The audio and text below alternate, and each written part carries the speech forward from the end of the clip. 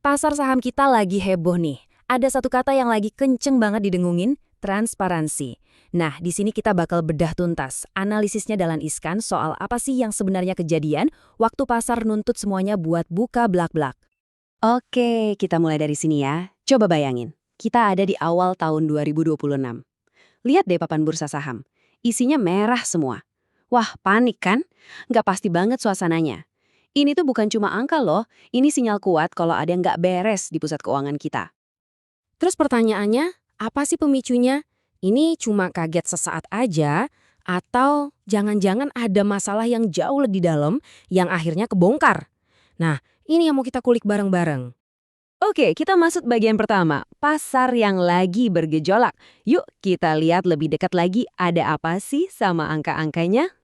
Gila, gejolaknya cepet banget.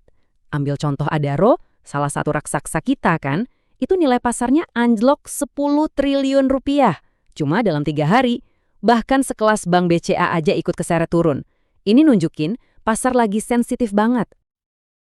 Sebelum kita lanjut lebih jauh, ada satu istilah penting nih yang perlu kita ngerti bareng, free float.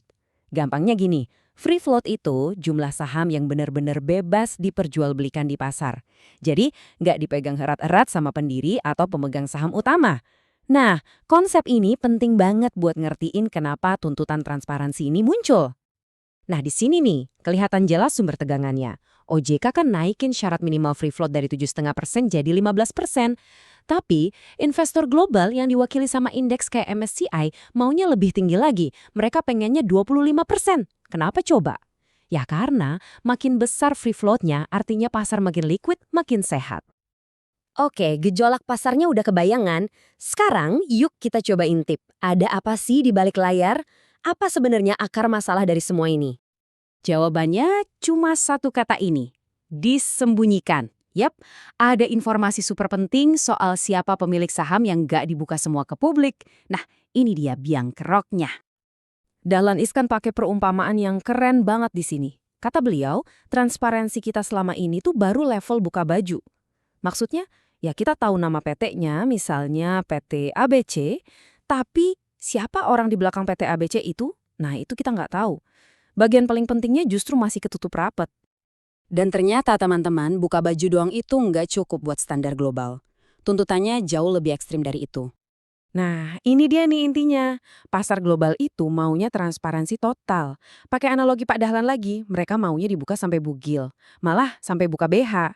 Artinya apa? Udah nggak ada lagi yang boleh ditutup-tutupin. Semua orang harus tahu siapa orang sebenarnya di balik tiap lembar saham.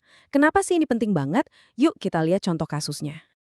Ini ada contoh kasus nyata yang luar biasa. Jadi, ada seorang eksekutif bank di Singapura, dia diam-diam beli saham Bank Danamon. Nggak lama setelah itu, bank tempat dia kerja ngumumin mau akuisisi Danamon. Langsung deh harga saham Danamon meroket. Otoritas di Singapura nggak tinggal diam. Mereka langsung gerak, selidikin, dan terbukti. Ini insider trading. Dan ini akibatnya, kena denda 432.000 dolar Singapura. Gede banget kan? Kasus ini nunjukin betapa seriusnya negara lain kalau ngurusin kejahatan kayak gini di pasar modal. Dan kuncinya apa? Ya transparansi. Biar yang beginian bisa ketahuan. Oke, kalau masalahnya transparansi dan ada potensi kejahatan, terus siapa dong yang harusnya jadi penjaganya? Nah, kita lihat yuk peran regulator dan juga pers. Nah, yang unik dari sistem di Indonesia, penyidik utama buat kejahatan di pasar modal itu bukan polisi loh, tapi OJK. Mereka ini punya wewenang khusus buat nyelidikin kasus-kasus kayak goreng-menggoreng saham atau insider trading. Ini tanggung jawab yang gede banget kan? Tapi OJK kan nggak bisa sendirian. Harusnya ada penjaga lain dong, ya kan? Siapa lagi kalau bukan pers?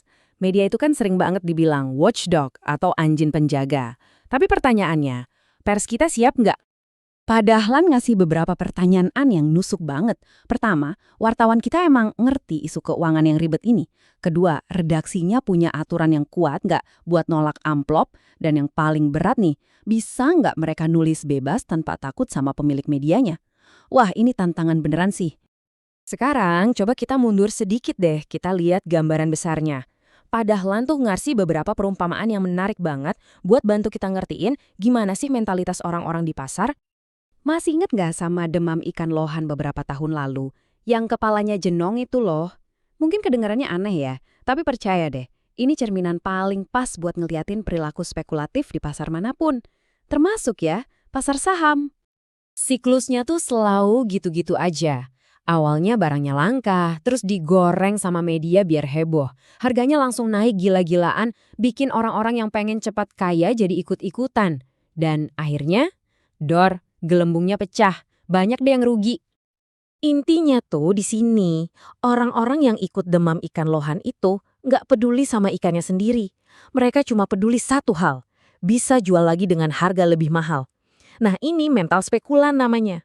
Beda banget sama investor. Nah, di sini kita bisa bandingin dua cara main. Di satu sisi ada si pemain spekulatif yang cuma ikut-ikutan tren kayak pemburu lohan tadi. Di sisi lain ada investor sejati, contohnya kayak Warren Buffett, yang fokusnya itu ke kesehatan perusahaan buat jangka panjang.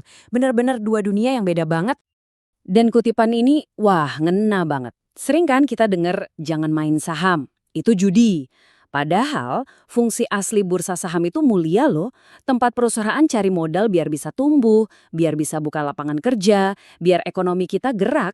Dan semua fungsi mulia itu pondasinya cuma satu, kepercayaan. Yang lahirnya ya dari transparansi. Jadi kita balik lagi ke pertanyaan awal. Tuntutan buat buka blak ini makin kenceng. Tapi ada satu pertanyaan terakhir buat kita renungin bareng-bareng. Kalau nanti semua rahasia kepemilikan itu benar-benar dibuka, kalau kita bisa lihat sampai bugil siapa sih pemilik asli di balik perusahaan-perusahaan raksasa itu, kita sebagai pasar, sebagai bangsa, siap nggak sih sama kebenaran yang bakal terungkap?